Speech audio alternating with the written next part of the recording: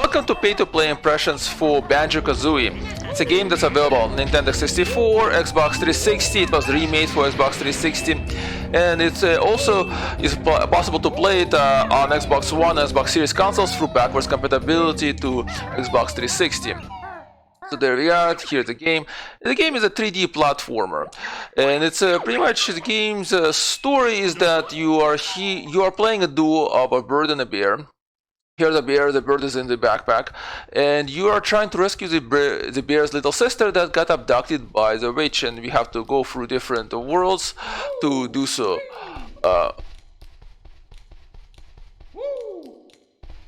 There we go. Okay, finally got it. I'm not sure why I did the wrong thing the first time around. So there you go. So as you go through different worlds, you use the different abilities that you have. Because the bear has his own abilities, the bird has her own abilities, and you kind of mixing these abilities to overcome different obstacles and so on. So here we have, they use standard platforming sections. You fight enemies. It's a 3D platformer, so you fight enemies and you get over different environments. There's different environments here. So let's say I might want to get up and climb here. So there we are, and so I'm gonna go ahead and walk her here. I cannot really climb onto here because eventually I will slip.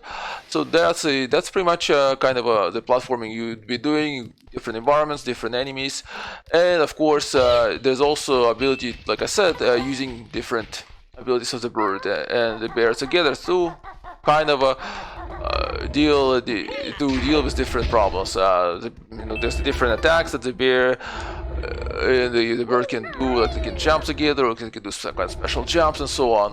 And there's different locations here, and this is the first world, and well, as you can see already, there's different puzzles available here that you need to climb up to different things, and you need to fight off different enemies. And there we go. This one's gone now, and it's not only the enemies that you can easily fight off like that. There's also, like to say, this bull which cannot be killed off. It will continuously run after you, so you have to dodge the bull. If you don't dodge the bull, well, you lose life. And as you saw, if I do touch the enemies, I do lose life myself again. I'm just gonna provoke the bull here, and he's gonna charge at me, but there's ability to kind of dodge out of the way.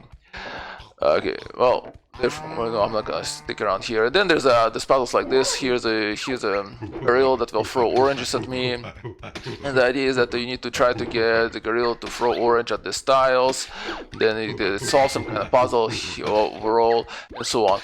And that's the other platforming puzzles that you will be solving. As you can see, visually the game is great, right? You have different visuals available here, and here's the monkey that's giving me a puzzle here, and so on.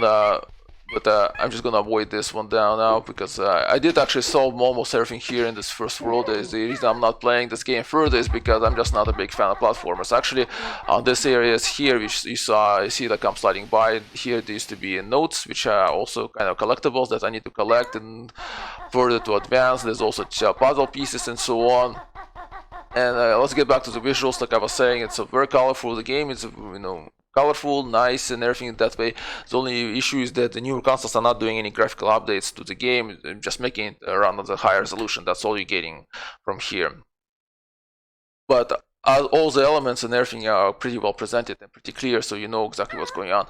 The game teaches all the mechanics as required, so as you're going to be playing, you will come up to a section where you need to learn the mechanic, and then you're going to find this little molehill, and when you press the proper button, the mole will pop out and will teach you, that and this mechanic, saying like, oh, in order to solve this issue, you need to use such and such mechanic and so on. And so, again, everything's pretty well done, clear, and so on. So, what are the themes in the game? Well, the themes are good versus evil. Standard, I think, the theme here, and there's not much of a story here except just to tie up the platforming section. So my understanding, we got the whole rescue the little sister story, but it's just there to really tie up the reason why we're visiting all these different worlds. So, from that perspective, not much depth here.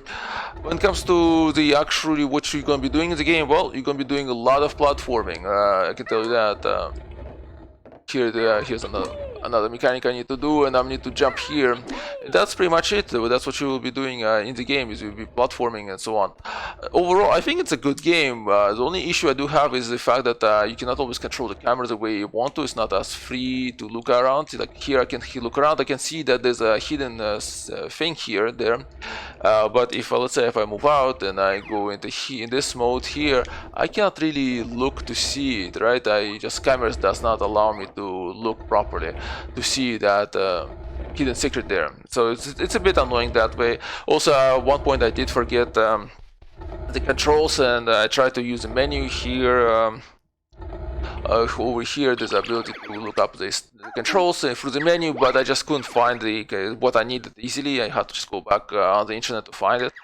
Finally, there was one section where I did struggle with the controls, but that I think could be just me. So it's not something that that's really is being caused by me. I don't think it's part of the. It's not about. I don't think it was a problem of the game. It was just a problem of me not being really good at platformers in the first place.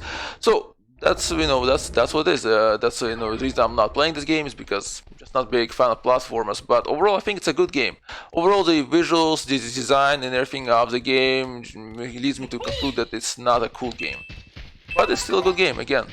So, well, that's it. That's all I have to say about the game. Thank you for watching and for listening. If you like this video, please like it. If you didn't like it, don't like it, and please follow and subscribe.